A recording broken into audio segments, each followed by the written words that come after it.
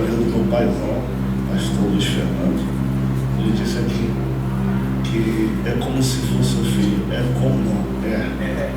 Deus abençoe, mas analisa toda essa família que eu amo e respeito por demais. Todos os obreiros são meus amigos de muitos anos, aos antigos e aos novos. Deus abençoe.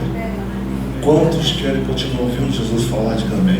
Amém! Glória a Deus! Eu estou com uma mensagem Aleluia! no coração, eu quero partilhar com você. Meu Deus, Segunda carta de Paulo, escrita a seu filho na fé, Timóteo, capítulo 4.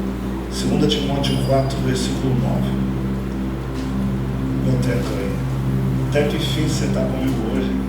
eita glória! Chama naquele stream que eu gosto. Bem baixinho, que hoje o retorno está para 1000 aqui. Está alto demais. Você só abaixa só um pouco. Isso. O mínimo que você puder, só quando a minha voz. Versículo 9. Segunda epístola de Paulo, escrita a Timóteo 4, 9. Quantos encontraram o texto sagrado, digam amém. Está escrito. Perfeito. Procura vir ter comigo depressa, porque Demas me desamparou, amando o presente século, e fui para Tessalônica, Crescente para Galacia, Tito para Dalmácia. Procura vir ter comigo depressa, porque Demas me desamparou, amando o presente século, e fui para Tessalônica, Crescente para Galácia, Tito para Dalmácia. Só Lucas está comigo. Toma Marcos e traz-o contigo, porque me é muito útil para o ministério. Também enviei Tíquico a Éfeso. Quando vieres, traze a capa que deixei na casa de Carpo em Troade, e os livros, principalmente os pergaminhos. Alexandre o Lactueiro me causou muitos males. O Senhor lhe pague segundo as suas obras. Tu guarda-te também dele, porque ele resistiu muitos às nossas pregações ou às nossas palavras. Olha para mim, queridos, eu queria o máximo de atenção. Por favor, em reverência à palavra de Deus, não converse, não toque no telefone agora. Eu vou pregar 35 minutos. Eu estou pedindo uma seriedade, que Deus me confiou algo que pode mudar o seu destino e só depende de você. Aleluia! Você crê nisso? Amém! Oh, glória! Então vamos lá. A segunda epístola de Paulo, escrita ao seu filho na fé, Timóteo, é conhecido como uma das 3 epístolas pastorais escritas pelo apóstolo. Apesar de ser conhecido como pastorais, essa epístola é chamada de pastoral, mas não foi dada como pastoral pelo próprio apóstolo Paulo. Esse termo pastoral, ele nasceu no século XVIII por D.N. Bardot, no ano de 1703 depois de Cristo, e foi confirmado por Paul Anton no ano de 1726 depois de Cristo, por conta da teologia moderna. Eles veem que a preocupação de Paulo, no que tange a Tito e Timóteo que vai ficar, é mais precioso deixar um legado, e como eles regerão a igreja, do que a importância da vida de Paulo, que está dentro dessa visão. A gente está falando do ano 66. Roma está passando pela pior crise por causa de um turbulento imperador, conhecido como Domícios Cláudios Nero. Nero é conhecido como o pior imperador de todo o Império de Roma.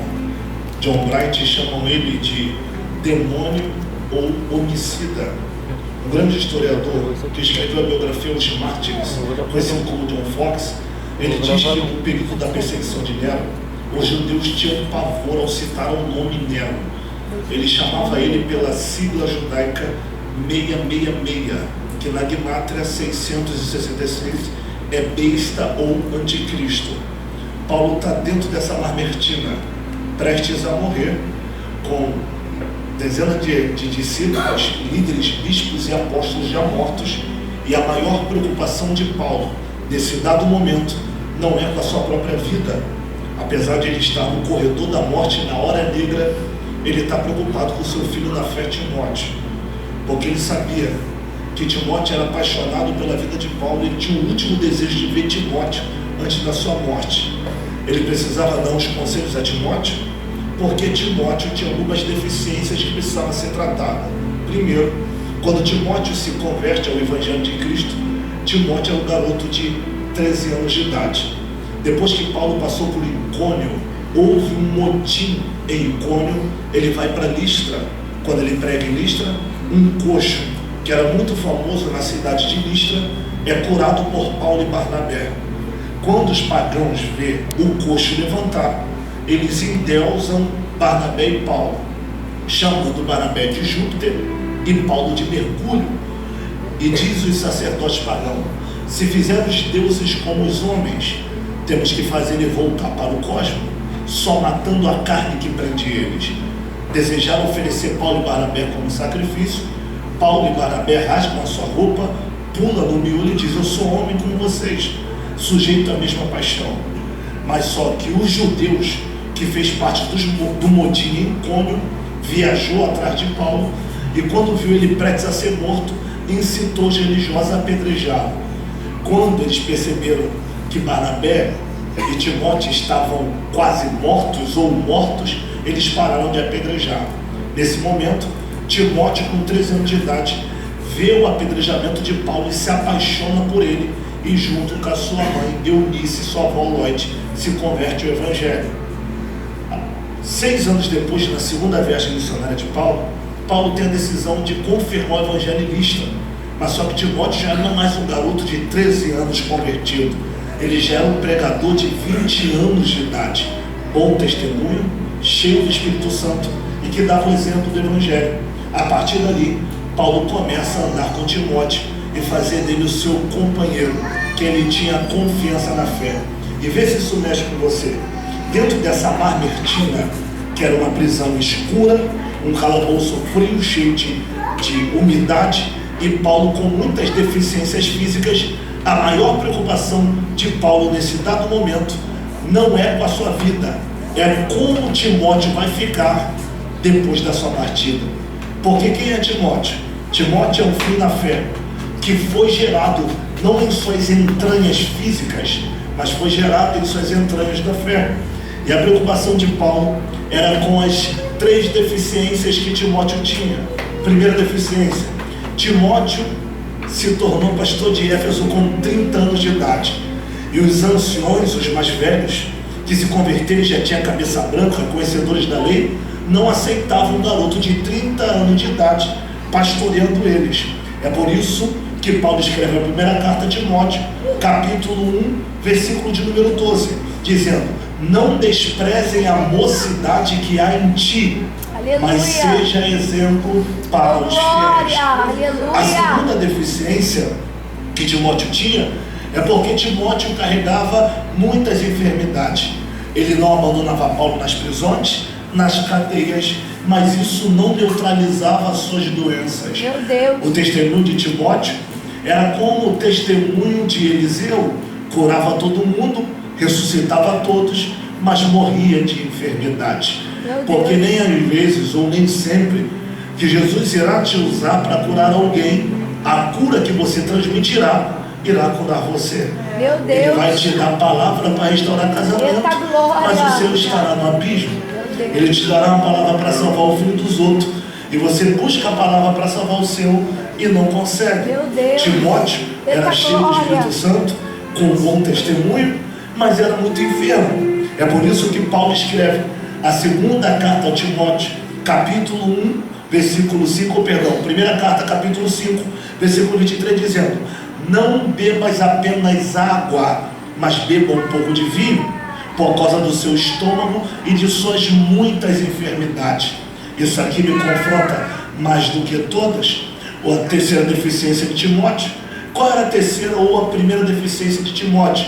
É que apesar dele ser um pastor de 30 anos de idade, cheio do Espírito Santo, ele era inibido e muito tímido, tanto que ele levanta a voz e diz: Timóteo, desperte o dom que há em ti, Meu Deus.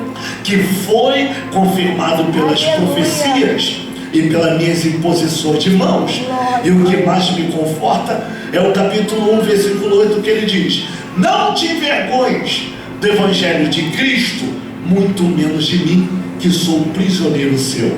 Isso aqui me confronta, porque Paulo está dizendo para um garoto de 30 anos de idade, Paulo já com quase 70 anos, dizendo: não se envergonhe de Cristo e não tenha vergonha de mim, porque eu sou um prisioneiro seu.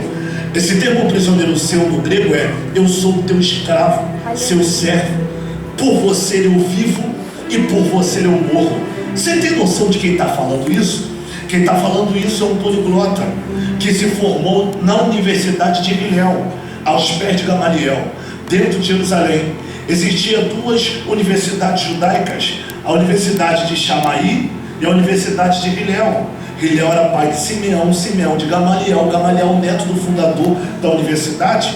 Ele cresce desde os 13 anos aos pés de Gamaliel e se torna um doutor da lei, ao ponto dele escrever Gálatas 1,14: eu na minha juventude excedia em judaísmo e religiosidade mais do que os judeus da minha nação. Ele era fariseu. Você sabia que os saduceus e os fariseus eram os homens mais ricos daquele tempo? Os saduceus queriam matar Cristo porque eles só queriam ou só acreditavam na Torá. Gênesis, Êxodo, Levítico, Número e Deuteronômio, Bereshit, Shemot, Vaikra, Bamidbar e Devarim. Os fariseus acreditavam na Torá e nos profetas. E por ser um fariseu, ele era muito rico, claro. Ele era herdeiro da fábrica de tenda de seus pais em Tarso, na Cilícia. Ele nasceu em Tarso, dentro de uma casa muito rica, aonde eles vendiam grandes exportações de tecelagens através do silício. Agora você sabe por que o nome da cidade de Tarso se chama Cilícia? Porque silício são as lãs negras das ovelhas negras que se pastavam pelas montanhas de Taurus. Ela era chamada, segundo a cultura da cidade, que é a cultura de fábrica de tendas, e quem trabalhava com silício era muito rico, como os pais dele faziam parte de um dos judeus da diáspora. Eu sei, não quero teologizar demais. Para quem não sabe, diáspora são judeus que são de sangue judio ou judia, mas tem carta documentada pelo império para morar em qualquer parte do império. Ele era rico, poliglota, fabricador de tenda, tinha uma herdade, era multimilionário que largou tudo e perdeu tudo por conta do evangelho. Está olhando para um jovem dizendo: não se envergonhe do evangelho de Cristo e nem de mim, que sou o prisioneiro seu. O que é mais fantástico dentro dessa história, pastor Luiz, é que Paulo não está dentro dessa marmertina, se você pegar, ele não está dentro dessa prisão porque ele foi capturado. Ele está aqui porque ele quer. Pastor, Aleluia, meu ele está Deus. preso no corredor da morte, não porque o capturaram, não, mas porque quer. Todo mundo sabe que uma coisa é você ser capturado, outra coisa é você ser prisioneiro porque quer. As redes sociais pararam. Até eu que não seguia esse influenciador MC, todo mundo ficou sabendo o que aconteceu com a minha esposa. Todo mundo foi dentro da casa, a polícia foi dentro da casa dele, pegou ele à força. Por quê? Porque ele foi capturado. Uma coisa é um bandido acordar com a polícia na sua casa. Uma coisa é um meliante acordar com a polícia na sua casa. Outra coisa é alguém dizer: me prende por amor ao evangelho. Pastor, ele não está preso porque foi capturado? Não. Aquele está preso porque quer. Por quê? Porque Nero era um maluco, psicopata. Você sabe quem é Nero? Eu não quero te cansar, mas vocês sabem, já me conhecem, que eu gosto de ensinar. Quem é Nero? É um psicopata, usurpador de trono, que tudo que quer, rouba e mata para conseguir. Eita. Ele não consegue trabalhar para ter. Meu Ele Deus. rouba de quem tem, Meu para ser o que ele Deus, quer. eita glória. Quem é Nero? Jesus. Deixa eu te explicar. Quem é esse usurpador maníaco Nero? Meu Deus. Ele está sentado em cima de um trono que ele não conquistou e nem herdou. Meu Ele Deus. matou para sentar. Eita glória, Deixa eu te Jesus. explicar. Nero é sucessor do imperador Cláudio Otávio. Quem é Cláudio Otávio? Cláudio Otávio é o imperador do Império de Roma. Ele se apaixona por Agripina, que já é uma mulher divorciada, que tinha um filho Nero. Cláudio Otávio amava tanto a Agripina que ele adota o filho Nero. Mas sabe o que a Agripina faz? Para fazer o filho adotivo de Cláudio Otávio, o filho dela Nero, sentar no império, ela faz uma noite de núpcia com seu marido. E depois de uma noite de prazer, irmão, depois de uma noite de prazer, que esposa não entrega a vida para a esposa? Sabe o que ela faz? Ela se deita com ele, depois que ele está feliz, ela envenena ele e mata. Meu Deus. Ela é tão brutal e tão maquiavélica que ela diz: meu filho, tu tem 16 anos, não tem idade para assumir o trono, mas eu vou fazer você assumir o trono. Ela faz um jantar. Só que Cláudio Otávio tinha um filho britânico, que era o herdeiro do trono. Ela faz um jantar para ela, para o filho britânico e para Nero. Tá todo mundo conversando na mesa e do nada, o filho britânico cai de cara no prato, porque ela preparou um veneno para matar o filho britânico. Meu Deus. Mas só que ela olha para Nero e diz: tu tá com 18 anos, o império não vai te aceitar porque amava o Cláudio Otávio. Eu tenho um plano. Só tem um jeito, Nero, de você sentar no trono. Qual é o jeito de eu sentar no trono? Pegar a única filha mulher de Cláudio Otávio, Cláudia Otávia, e casar com ele. Ele deu a mão, mas só que Cláudio Otávio, ou melhor, Nero não gostava de meninas. Não, ele casa para sentar no trono. Ele dá a mão a Cláudio Otávio e se assume o imperador de Roma. Mas só que ele arruma uma amante chamada de Popéia Sabina. Ele ama tanto essa amante que ele fala: vou matar a Cláudia Otávia para tu se assentar na cadeira que era dela.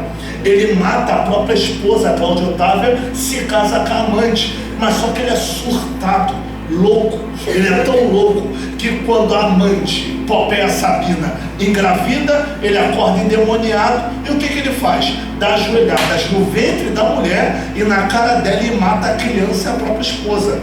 O Império de Roma começa a ficar preocupado, dizendo: esse Nero é doido. Mas existia uma princesa chamada de Tatília Messalina. Essa princesa Roma amava. Aí Nero diz: já sei, eu vou casar com quem Roma gosta para eu sair da minha fama de assassino. Ele casa com Tatília Messalina, mas só que ele não casa por amor, ele casa por interesse. Meu O que ele faz? Corta o pescoço dela. Eita. Até que ele passa pelo Império de Roma, ele avista um jovem de 19 anos, Esporo. Esporo era um jovem tão bonito que ele manda uma carta para a casa de Esporo. Quando Esporo chega no palácio, ele manda castrar o garoto, arranca os órgãos genitais do garoto, bota a veste de imperatriz e casa com o menino forçado. Ele tinha olha isso aqui, ele tinha 2 conselheiros, chamados Luciano e Sêneca. E Luciano e Sêneca diz: Nero, para com essa brutalidade que o império vai te matar. Sabe o que ele diz? Quem deu conselho para ele está com inveja dele. Ele manda matar os 2. Do nada ele acorda, ele olha para a mãe dele e diz: eu vou matar minha mãe. Por que tu vai matar tua mãe, Nero? Porque se ela matou o marido para me colocar no trono, ela não vai me matar. Sabe o que ele faz? Ele paga uma viagem com jantar para a mãe dele, Agripina. A velhinha Agripina se assenta na mesa para jantar. Ele manda cortar as cordas superiores do navio. A parte de cima do navio cai na cabeça de Agripina, mas faz o ruim, não morre. Ela não morre.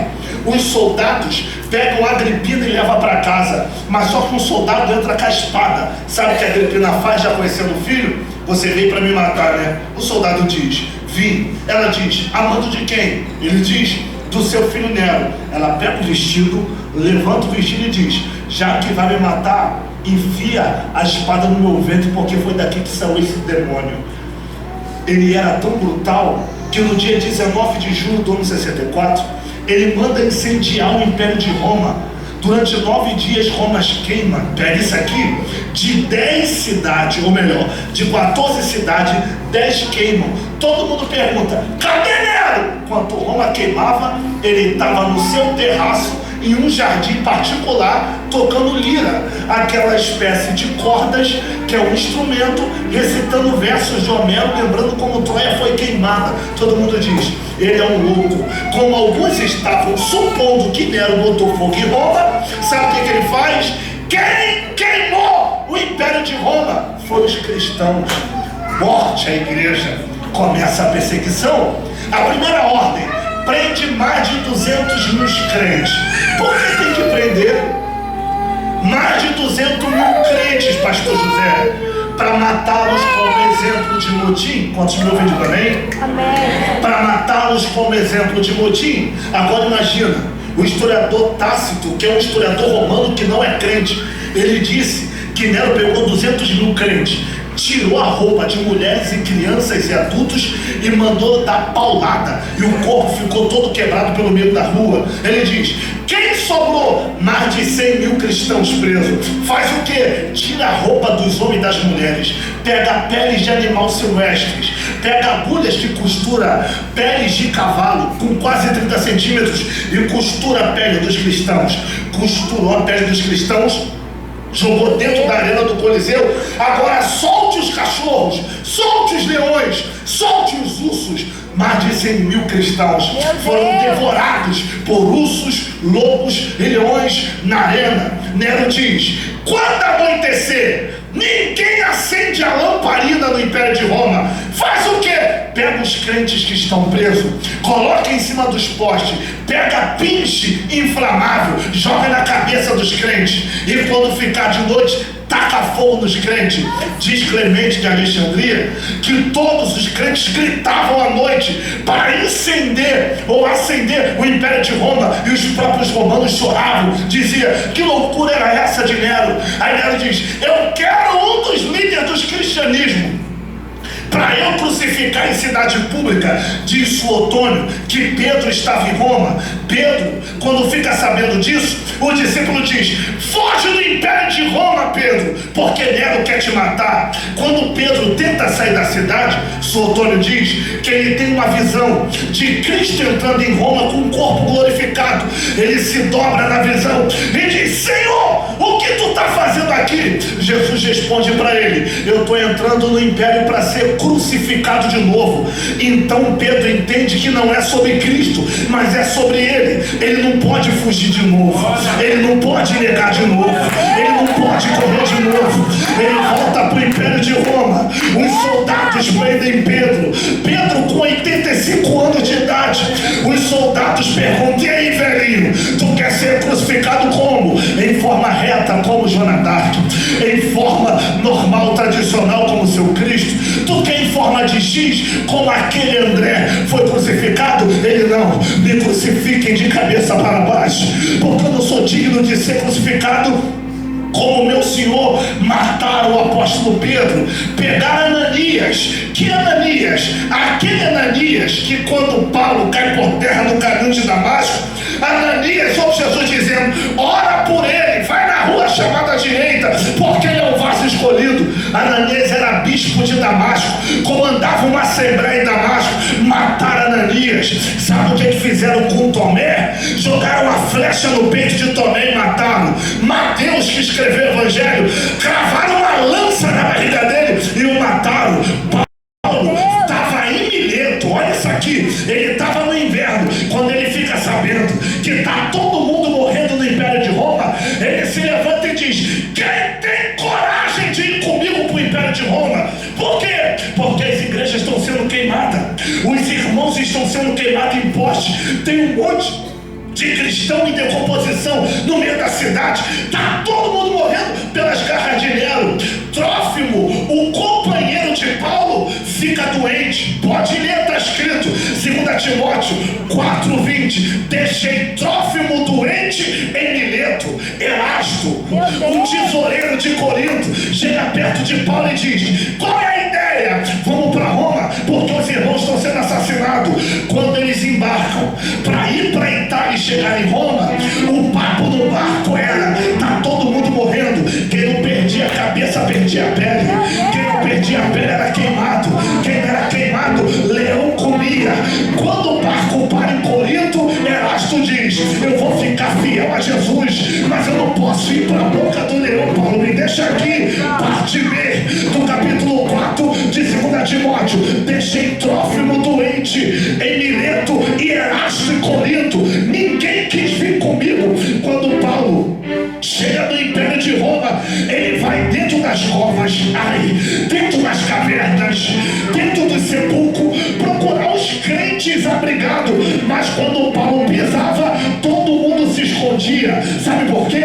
Porque ficar perto de um líder do cristianismo é pedir para morrer. Está todo mundo com medo de Paulo. Por isso que Paulo escreve o capítulo 1 dizendo: Timóteo, todos da Ásia me abandonaram, ninguém ficou comigo. Eu vim para salvar os irmãos, e os irmãos estão fugindo com medo de se queimar por andar comigo.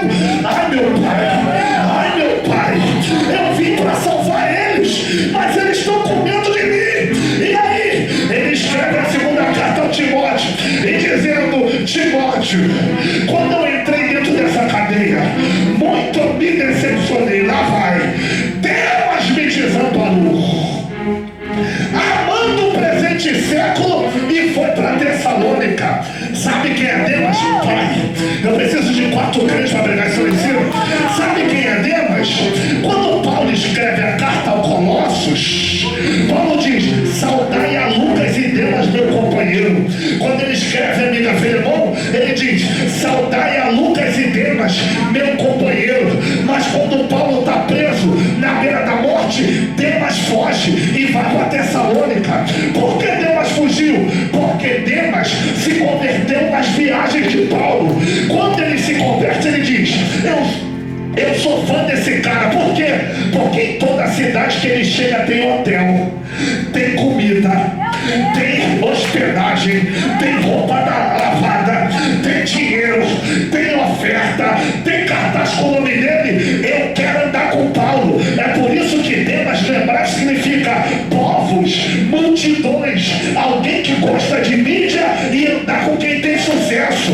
Mas quando Paulo foi preso em Roma, Demas foi para Tessalônica. Por que ele não vai para Roma? Porque em Tessalônica tem oferta, tem hotel, toalha quente, comida na mão e muita gente dando oferta para ele. Quando Paulo precisou de Deus,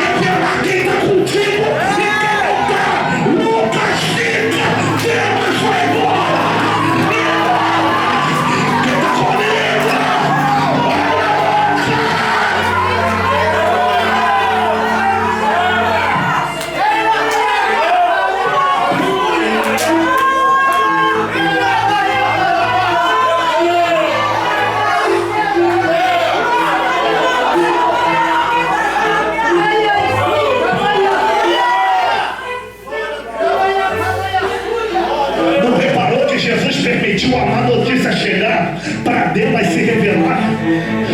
Porque capa de Demas só cai quando a gente perde tudo. Capa de Demas só cai quando o desemprego chega. Eu nunca vi quando a gente está na maior fase, quer estar na nossa casa, quer estar no nosso almoço, quer estar no nosso churrasco. Mas quando tu precisa, tu liga só na caixa de mensagem. Ele diz: eu estava dormindo. Mentira, não atendeu porque não quis. Deus vai arrancar. Quem é de mentira só vai ficar. Quem é de verdade, Deus vai cair.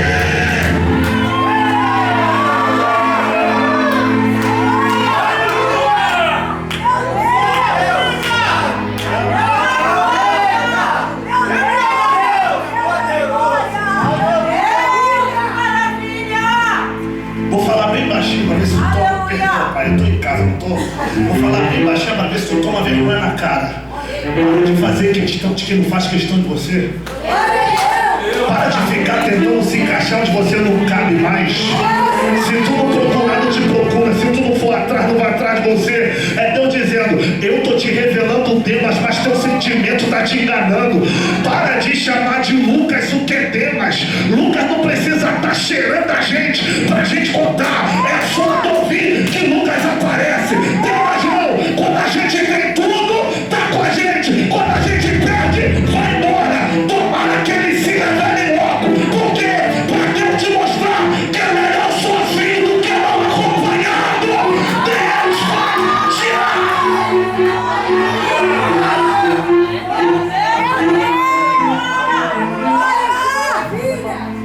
Ai, quando a gente vai Meu Deus, eita glória!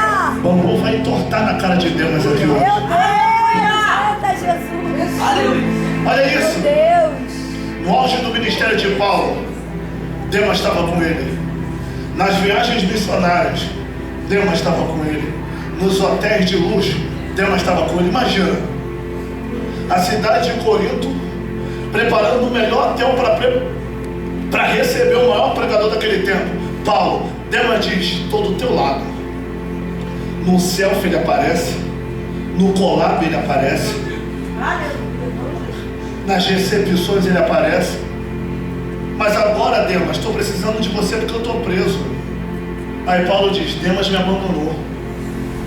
A maior frustração de Paulo foi entender que podia contar com Demas no sucesso, mas foi abandonado por ele no fracasso. Meu Deus. Meu Deus! Tu não reparou que Deus está te fazendo perder muita coisa que não era para você perder, só para te mostrar quem é de mentira, mas está disfarçado de verdade? Meu Deus! Vou ter que dizer isso Meu aqui. Deus, eita glória! Prova, pastor! Mateus 21, Jesus chama dois discípulos e diz: vão à aldeia Betfagé, que está de frente de vós. Vocês vão ver presa uma jumenta e uma jumentinha. Desprenda os dois e me tragam. Os discípulos perguntam: Jesus, entrada triunfal em Jerusalém, primeira vez que o Senhor vai pisar lá. Milhares de pessoas estão prontas para jogar pétalas e dizer: Hosana, bendito é aquele que vem no nome do Senhor. O Senhor vai montar sentado numa jumenta, vai entrar numa jumentinha. Por quê? Aí Jesus diz: porque 480 anos antes do meu nascimento, Zacarias profetizou no capítulo 9, versículo 9: Sião, teu redentor vai vir a ti, manso, humilde, montado numa jumenta. Passou 480 anos, aquela que tinha a promessa se amarrou. Mas se tem promessa há mais de 480 anos, por que está amarrado? Porque se tem uma coisa que faz a gente se amarrar no que não deve é o tempo. Meu Deus! Jesus prometeu ontem, Eita, gente! já que está demorando a acontecer, eu miro no que parece que aquilo que Deus me prometeu e caso, e namoro, e trabalho. Daqui a pouco se enrola todo e quer falar: o varão de Deus virou demônio. Demônio foi tu que não soube esperar. Que não pode ver uma corda que está doido para se enrolar. Não sabe ficar sozinho, aprende, vai orar. Esse negócio de ficar pulando de uma corda para outra vai acabar te enforcando. Meu Deus! Eita glória! Aleluia! Jesus diz: ela tem promessa. porque o tempo fez ela se amarrar no que não deve. E sabe qual é o problema? Na hora de se enrolar, a gente se enrola. Depois que está todo embaralhado, a gente quer que Jesus resolva o problema que a gente resolveu, quando a gente arrumou. Deus diz, na hora de beijar você me perguntou? De abraçar você me perguntou? De casar você me perguntou? O beijo não estava quente? Não era um calor gostoso? Agora se vira. Por que tu quer que eu resolva o problema que você arrumou? Porque eu falei, vai chegar a hora de eu botar na jumenta com honra. Mas tudo que tem aparência, do que tem promessa, tu quer se envolver. E aí, Jesus, o que faz? Como a jumenta tem promessa, vai em Betfagé, ela está toda amarrada. Pega uma tesoura, corta a corda e me traz a jumenta. Vai doer, tá? Eu acho que eles nunca amarraram. Meu Deus, Não vou deixar mais o senhor me trazer. Não vou deixar. Corta a corda e me traz a jumenta. Jeová, se a jumenta está amarrada, por que tem que cortar a corda para trazer a jumenta? Porque a promessa está na jumenta e não no que amarra ela. Meu Deus! Eita glória! Meu Deus! A promessa está na jumenta, não no que embolou e embaraçou ela. A promessa eu vou cumprir, mas a corda eu vou cortar. Por que tem que cortar a corda, Jeová? Porque tem gente chamando de amor o que o céu está gritando é corda. Tem gente chamando de amigo o que o céu está gritando é corda. Tem gente chamando de parceiro o que o céu está gritando é corda. Lá vai, Vascaína. Meu Deus, aleluia. Tudo que é amarrado por corda tem dois problemas. Primeiro, limite. Se a corda tem 3 metros, não passa de 3. Se tem 2, não passa de 2. Tu diz tanto que é de Deus. Como é de Deus se sua vida não anda? Não sai do limite. Não para emprego nenhum, não prospera em nada. Nada vai para frente. Não reparou? Meu Deus. Que é corda na tua vida, mas tu tá dando carinho para aquilo que era para você estar cortando? Eu não sei quem vai pular nessa cadeira, ainda que seja por estar sem graça com o que Jesus está falando, mas lá vai. Hoje aqui na DVT, não está caindo aqui porta aberta, chave de carro, chave de casa, nem o teu milagre desejado. O que está descendo aqui é tesoura para cortar a corda da vida de muita gente. Levante as mãos para cima. Todas as cordas chamadas de Demas vai cair por terra na tua vida agora. Hoje você perde, mas amanhã você agradece pelo livramento que Deus te deu. Ai, ai, ai, já que tem 4 pessoas de pé, lá vai. Ninguém vai atrapalhar a promessa de Deus na tua vida. Antes do final do ano, Deus vai entregar o que é teu na tua mão. 1, 2, 3, 4, 5, 6. Já que 10 pessoas pegou, vou repetir. Antes do final do ano, Deus vai colocar o que é teu na palma da tua mão. É por isso que Ele está tirando Deus hoje. Porque quando o que é teu chegar, Deus vai estar longe da tua vida. Se prepare, a glória da última casa vai ser maior.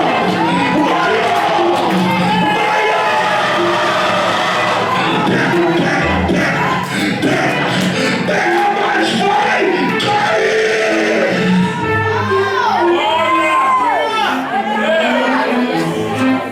Senta rapidinho, precisa ir embora, pai. Ai, ai, ai. Meu Deus.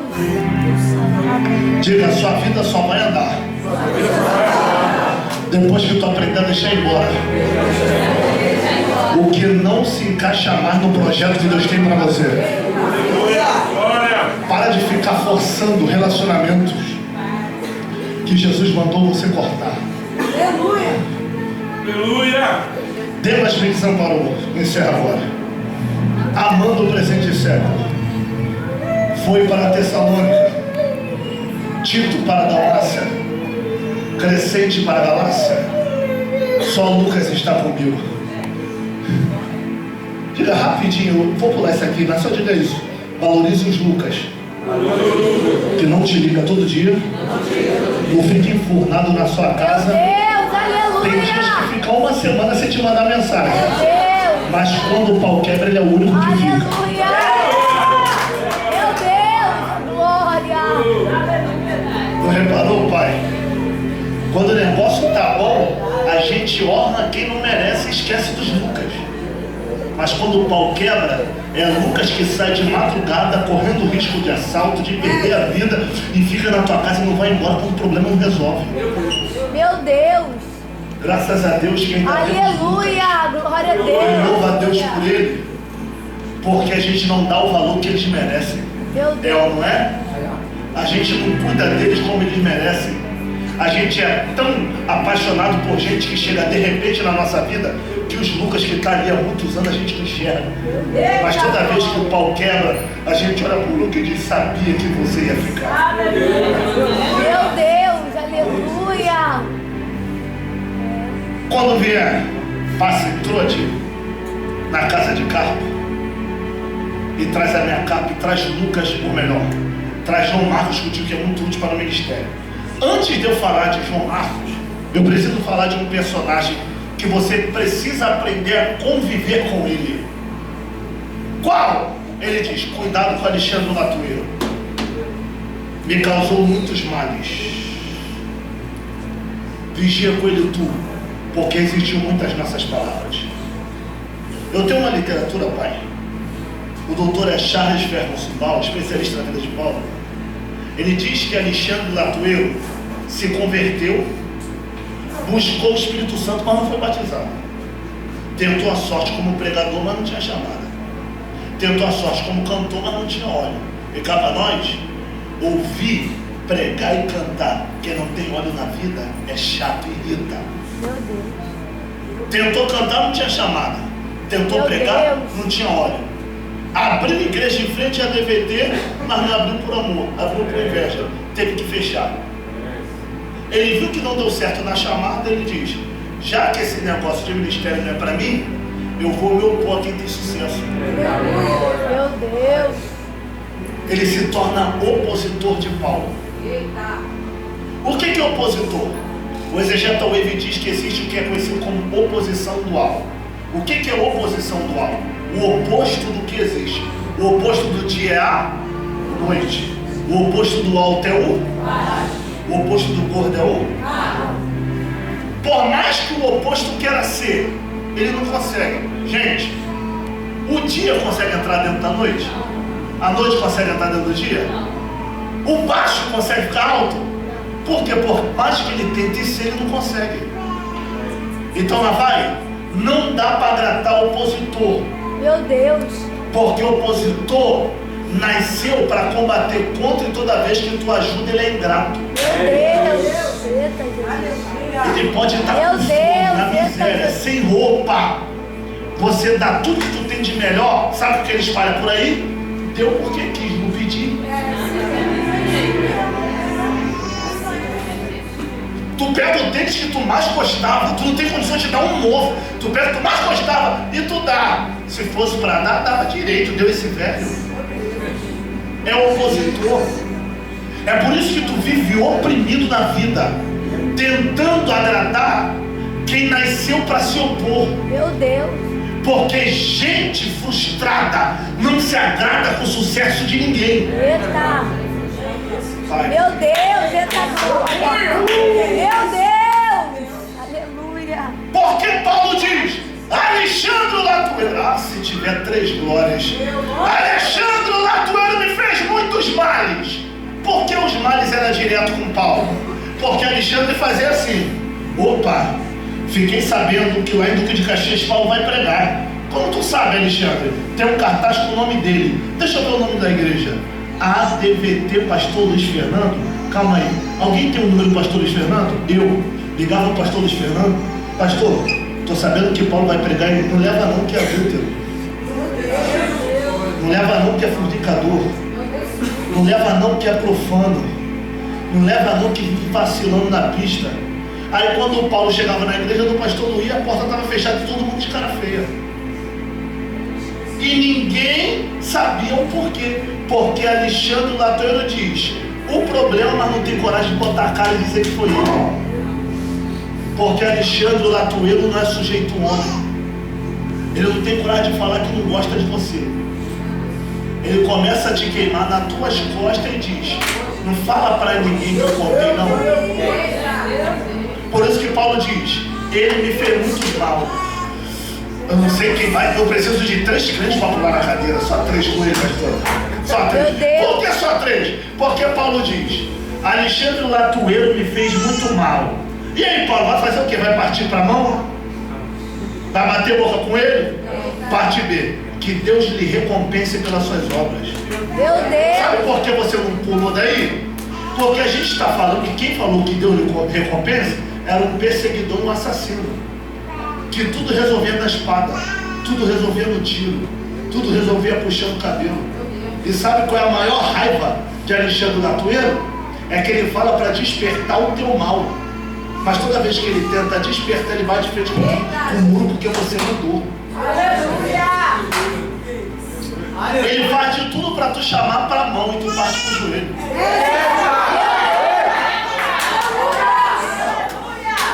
Tu acha, presidente, que Alexandre Latuelo não sabe do teu passado, do contexto que tu tem, que se tu quisesse trazer uma 762 aqui, você conseguia? Ele diz: vou ficar jogando picuinha com o nome dele, que daqui a pouco eu venho da boca de fogo com fuzil. Mas quando joga picuinha com o teu nome, quanto mais fora mal, mais pro monte você vai. Mais pro 1, 2, 3, 4, 5, 6, 7, mais pro monte você vai. Levante a mão, levante a mão. Eu não sei quem vai ter coragem de pular nessa cadeira. Alexandre Latuelo vai bater de cara com o muro. Ele não vai conseguir despertar o mal que você enterrou. Você é nova criatura. Não se rebaixa. Olha aí, quem sabe quem é, não precisa prova nada para ninguém. Fica de pé, de pé, de pé.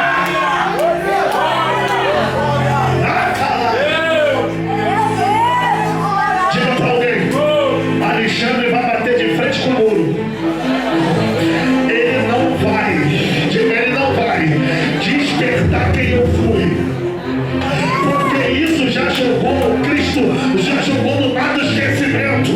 Não vivo mais eu, mas Cristo vive em mim. Não vivo mais eu, mas Cristo vive em mim. Não vivo mais eu.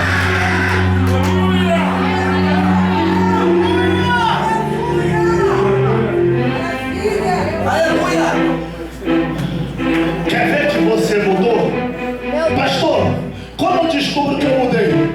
Quando você descobre quem falou, consegue o contato dele, tu digita um texto, demora 1 hora, na hora de enviar, o Espírito diz: apaga. Aí você vai aí. Meu Deus! Tem dia que nem você mesma se reconhece. Tem dia que tu bate de frente com quem falou e tu diz: tô sentindo gosto de sangue na boca, já era pra tô pegando o cabelo, arrastando a cara no chão. Tu ainda diz: a paz do Senhor, sabendo de tudo. A raiva de Alexandre é que você mudou, que Jesus te libertou, que você sabe da verdade, mas não vai bater boca. E quando ele vê teu sorriso na rua, ele pensa que tu não sabe, mas enquanto ele vem com a farinha, teu angu já tá pronto. Você já tá. Deus vai recompensar Alexandre por tudo que ele te fez.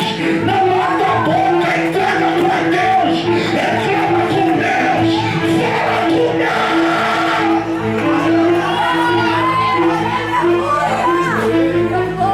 Ai, ai, ai, ai. Chega, vocês ir embora. Escuta isso aqui. Olha que delícia. Traz João Marcos contigo, que é muito útil para o ministério.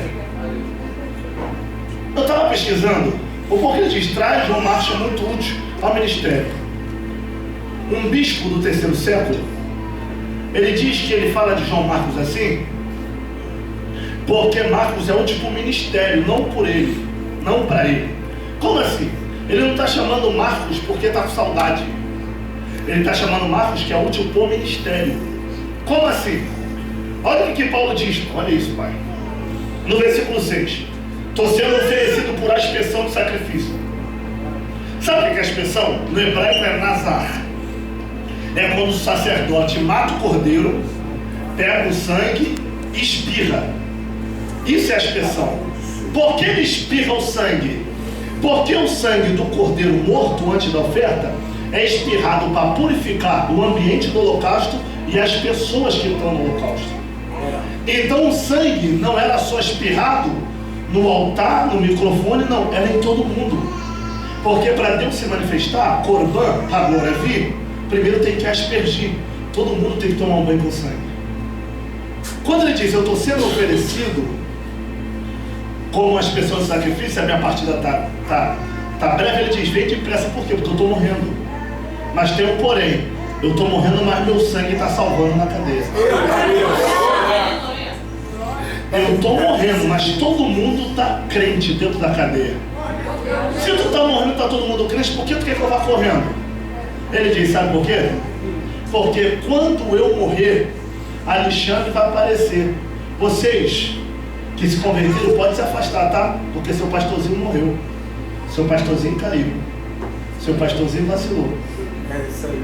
Mas se você chegar com Timóteo, com João Marcos, Timóteo, eu morro em paz. Por quê? Porque eu sei que vocês me protegem na minha ausência. Eu sei que vocês me guardam nas minhas costas. Aleluia! Paulo só morre em paz depois que Timóteo e Marcos chegam. Porque ele sabe que ficou quem protege ele na ausência. Meu Deus, aleluia! Deus não vai te dar amigos que te abraçam na tua cara. Porque tem gente que te elogia na frente, mas fala mal por trás. Deus vai te dar amigos que te protegem quando você não está. Quando ele está no meio da roda, levantam blasfêmias contra você. Ele fala, lava a boca para falar dele que eu conheço. Lava a boca para falar dela, que te proteja na tua ausência. Cá para nós, ele diz, traz os pergaminhos, principalmente os livros. Paulo, se tu vai morrer, tu quer livro por quê? Aí ele diz, porque Roma vai calar minha voz, mas não minha palavra. Combati um bom combate, acabei a carreira e guardei a fé. Como assim? Vou pegar meus livros e dar para os presos. Por quê? Porque a minha voz, Roma vai calar. Meu Deus! Mas a palavra que eu prego jamais calará. Isso é uma verdade tão grande que passou 2025 anos. E olha a palavra dele viva até hoje. Diga para alguém que está do teu lado. Deus vai te apresentar Lucas, que não estão contigo todo dia, mas vai ser o médico que vai curar suas feridas quando todos já abandonarem. Diga, Deus vai te apresentar Timóteo, que quando você precisar se ausentar da liderança, ele vai dizer, pode ir tranquilo que eu vou guardar teu lugar até você voltar. Deus vai te apresentar Marcos, que quando você não tiver, vai cuidar de você nas tuas costas e não vai deixar ninguém te maltratar. Cá para nós, Alexandre Latoeiro e Demas são dois, mas tem Tito, Timóteo, João Marcos e Lucas. Não sei por que tu está decepcionado, mais são os que são conosco do que contra a gente. Mais são os que estão com a gente do que contra a gente. É tô dizendo, tem gente que te feriu, mas ainda tem muita gente que te ama. Tem muita gente que quer você bem. Tem muita gente que vai te ajudar. Encerra agora. E a pergunta de hoje é: até quando você vai ficar afastado do propósito por causa dos Demas e dos Alexandres? Meu Deus! O que Jesus tem contigo é na eternidade. E eu vou falar isso uma vez só. Por que Paulo não está preocupado em perder a cabeça? Porque ele diz: a coroa da justiça e da vida já me foi dada. Aleluia! Oh, glória!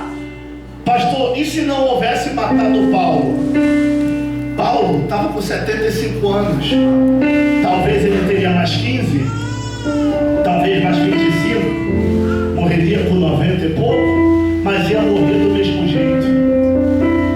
Agora ou depois, o que me importa é estar com Cristo.